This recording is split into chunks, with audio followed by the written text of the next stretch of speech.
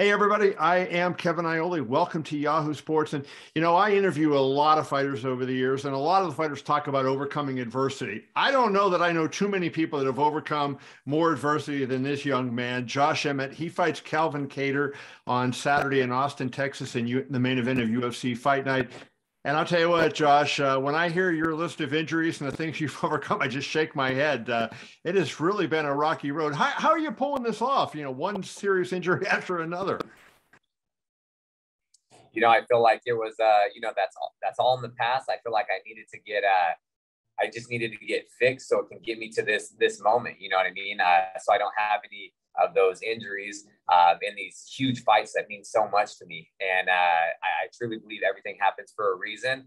It's part of my story. I've had a tough go as far as, overcoming so much adversity and obstacles and things like that in my MMA career, in my life, all these type of things. But I wouldn't have it any other way because it molded me into the person I am today. And it's going to be so much sweeter when I do get to the top because I've had no handouts and I haven't had anything come to me easy.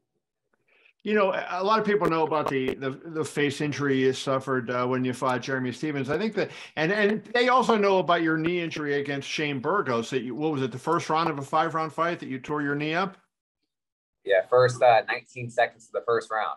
I tore my ACL, had all these things going on, but that's just my will to win, my mentality. There's nothing that's going to stop me. I had a compound fracture in my UFC debut, and I had to hide it from the ref in order to get my hand raised because I know they would have stopped that as well.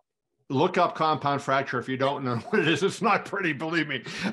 Josh, I want to talk about that Burgos fight for a second before we get into Kattar, because I think this talks about your mindset a lot, right? So you said 19 seconds into the fight, you tear up your knee. I'm sure you're in incredible pain. How do you pivot? How do you move? Shane's a great striker. How do you get out of the way of his strikes? What was your mindset as you're in the middle of that fight and you're compromised? What do you tell yourself that, to be able to keep rolling? Yeah, it's just one of my, it's either just incredibly stupid or, you know what I mean? It's just my mentality. So I work with the mind coach. We've worked almost my entire UFC career. I go into these states and I'm willing to endure whatever it takes to get my hand raised. And, even the pain I sustained and felt in that fight was, it was something different, no stability, but it is what it is. I was getting my hand raised. I had one goal, and that was to win. And so no matter what, I'm doing that. You don't see that in football. There's a reason people don't finish their set of downs. They don't finish the quarter. They get carted off. So yeah, I was talking to myself, having these conversations in the first 20 seconds, obviously. But then, I just kind of took over. I'm like, what are you here for? You're here to win. Go get the job done. We'll figure out what the issue is and take care of it after. And that's always my mentality.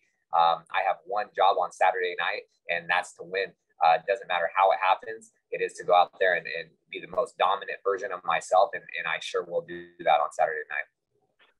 Josh, I think that's what kind of separates you from a lot of guys because, we've all seen fights where guys have been injured and they just want to get to the finish. They don't want to get stopped. They want to make it to the finish and be there. But you're not just making it to the finish. You're really, that Burgos fight was one of the best fights of the year. That's what's really amazing. Was the adrenaline enough that you didn't, you weren't really throbbing in pain or did you feel it that whole time during the fight? Yeah, no, it hurt like hell. Like you can see if you watch the fight, even when it first happened, it was so painful. It was excruciating. I had so many things go on. I had no stability in that knee. But then again, I had one job. Why am I here? To win. So no matter what, every strike I throw still has bad intentions behind it. I'm going out there to finish the fight and be entertaining, be exciting, and get my hand raised because I also have an ultimate goal that I'm trying to achieve, and Calvin Kattar is the only person standing in front of me to achieving that. I talked to Calvin Kattar yesterday, and I mentioned to him, I said, in one way, the two of you remind me of each other because you look at his fight with Max Holloway and the abuse he took, and then even you look at the picture of him that he took at the hospital with Giga Chikadze after the fight, and their faces looked like they were in a high-speed car wreck or something. I mean, so this can be tough to finish the two of you. So maybe the play here is to bet the over in this fight. Yeah, right. Yeah, no, I see a lot of similarities, and Kattar and I also, he's, like I say, He's a great fighter. He's one of the best in the world. He comes from a great camp, teammates, coaches, everything about him. So, you know, I feel like we're similar in that we also just put our head down and work, and then, you know, success, or just, we just let success is like our noise. And that's how I kind of express myself. It's like, I'm been preparing. I'm working so hard, my entire career, my life, like this camp, like everything has led me here. And, I won't disappoint. I feel like it's our time, and that's everybody that from my wife to my family, coaches, teammates, everybody. It's our time, and you know they've invested a lot into me, and I think that's going to pay dividends on Saturday. Yeah, your wife must be a saint, because putting up with all that you've been through, like she must really be something else. No, she really is. Yeah, and she's one of the main reasons why I'm still here. You know, when I thought I was going to get in the UFC and on the Ultimate Fighter twice, and I almost got in the UFC twice. I was 9-0, one of the top prospects in the country to get called. They kept saying, win one more, win one more. I never thought it was going to happen. So I was like, I'm done. And then she's the one that said, just give it another year. If you don't get there, then we'll kind of revisit things. And yeah, so otherwise I felt bad. We're living in 1-bedroom rooms at our friend's house, my mom's house. We're living in a studio so I can pursue this dream, and she's along for the ride. And I was like, man, I need to get a job and contribute to society. But she's the one that stuck it out and kept me in the game and doing this. And I got the call like 2 months later.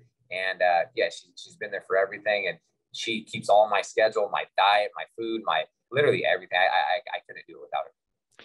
You know, that answer tells me that, you know, not only do you need to be physically talented and mentally tough and everything to be a successful UFC fighter, but I also think, you know, you have to be patient, right? Because, I mean, here you've had to wait through a lot of different stuff. And some people, you know, like you could have said, hey, I'm done. I'm going to move on. And that patience has led you to your rank number 7 now, going up against number 4 on Saturday.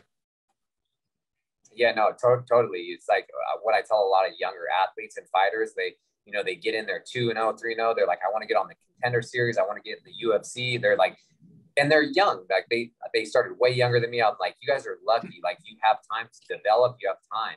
Like I said, like patience is key. And I said, you don't want to rush things, because you don't want to get to the UFC and then you get into a fight and you're like, well, I've never seen this. You need to progress.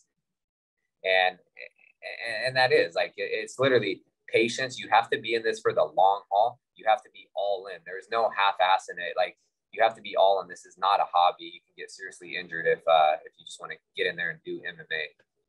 So one thing where you're opposite of Calvin, you know, Calvin's number 4, and, you know, he's having to fight somebody lower ranked than him because everybody above him has it. This is an opportunity for you. You know, you beat number 4, and I assume you at least move up 1 or 2 spots, if not all the way up to number 4. So how, you know, do you look at this as like the fight of your life, given this is the highest ranked opponent you'll have been in with, and, you know, how close he is to the top of the rankings right now? Yeah, no, I don't look at it as, you know, I just think it's another fight for me. He's another opponent in front of me. It's just another fight, even though it's the main event. Potentially could go 2 more rounds. This is the second person that I've fought that's ranked higher than me. The only person I ever fought that was ranked higher than me was Ricardo Lamas when he was ranked 3rd in the world. I took it on a 3-week notice. Finished him. And that's when Jose Aldo and him were supposed to fight, and then they got the title fight, but there was some injury. So I went out there, and that was a huge fight. But every fight is my biggest fight. But this means so much to me. It's like it's such a huge opportunity, and I'm going to seize the day on the 18th. Well, how do you overcome, you know, he has a little bit of a length advantage on you, you know, and, you know, reach and, you know, leg length and all that type of stuff. How do you overcome that? I'm sure you got to get to your distance to win the fight. You know, what kind of problems does it present when you're fighting a guy that has that kind of length advantage? Yeah, it's nothing new to me. You know, everyone's taller than me. And then everyone I fought, you know, I fought people, like the majority of the people I fought are like, 5'10", 5'11". On the regional scene, I fought someone as tall as 6'4". Wow. Kattar only has a 2. Yeah, it was crazy. He was a welterweight, and yeah, last minute fight. So I was like, I'll take it because I need to make some money. Yeah, it's not new to me. Kattar has a 2-inch reach on me. I fought, Michael Johnson had a longer reach. Desmond Green had a longer reach. Shane Burgos had a longer reach. I trained with Andre Feely, one of my friends and main training partners. He has a 74-inch reach. He's long, like same style. So it's I can close the gap and I can get inside really fast. The only thing with someone having reach on you, I have to be the one to put myself in danger into the fire. But I feel like I can use, my feints. I can use my head movement like Mike Tyson to get inside and land big shots, big violent shots. And that's exactly what I'm going to do.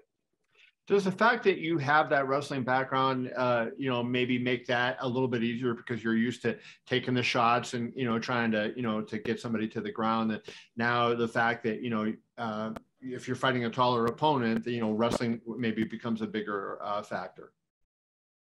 Yeah, not really. It's like, I come from a wrestling background. I'm a mixed martial artist. I train everything. Year round.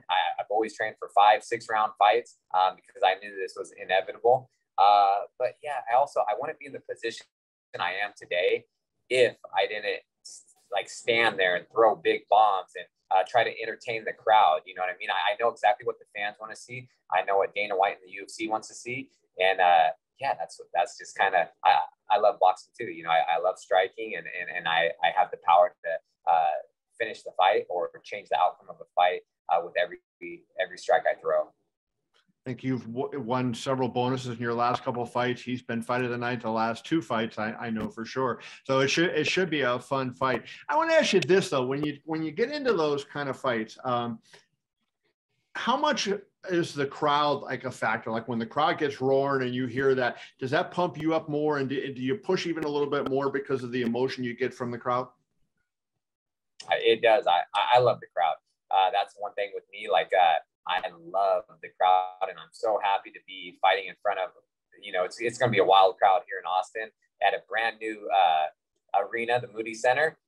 So man, it definitely fuels the fire. And when they're roaring and the louder they are, it's just gonna, man, it does make me fight harder. It does make me like dig deep and push even harder because I want to be exciting. I want people, anytime I'm on a card, I want people to be excited and want to tune in because they know that I'm going to put on a fight of a lifetime and I'm aiming to please everybody and I will on the 18th.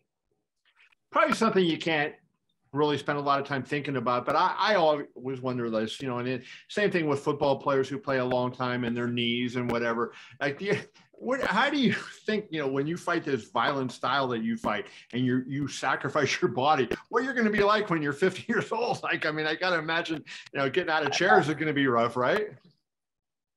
I know, possibly. I haven't really thought about it, but like I said, I'm willing to put my body and, just put myself through the fire and through hell in order to achieve greatness. And I'm so close to doing so. For you, Josh, is greatness in the UFC being the featherweight champion, or is it just reaching what you believe is your potential? Yeah, being a featherweight champion. So my ultimate goal once I got to the UFC was to be a UFC champion. And I was, I'm so close, so I'm right there. I just have to go out there and beat a tough, dangerous Calvin Kattar. And it'll come. Everything has led me to this moment. Everything happens for a reason. I truly believe I'm the best fighter on this planet in this division. And I just have to go out there and perform. And if the best me shows up, nobody can beat me. Well, it is going to be an unbelievable fight. I know that when it was booked, it was one I put a star next to. Can't miss that one. Josh, appreciate you. Best of luck on Saturday. And thanks as always for your time. Cool. Thank you, Kevin. Nice talking to you. See you, bro.